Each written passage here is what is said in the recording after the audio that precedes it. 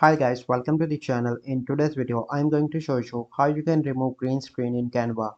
Before getting into this video, must subscribe to our YouTube channel and click on the bell icon. So here you need to select any format. So let me select YouTube thumbnail for an example, and here you can go. This is the canvas. So let me select the photos. So any photo. So let me select this one with the green background.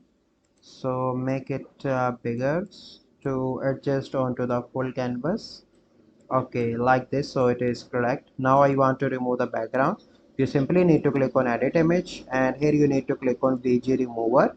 Once you click on that, it will start removing. So wait for a few seconds and the background will be removed.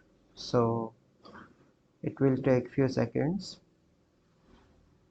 It depends on your internet speed as well, so how much time it takes. So here you can see that the background is removed. Then you need to click on apply, and if you want you can download that to your PC. So this is a simple process by which you can remove green screen in Canva. I hope you find this video helpful. If you find this video helpful, you must like this video, subscribe to our YouTube channel for future videos. We'll see you in the next video. Thank you, have a good day.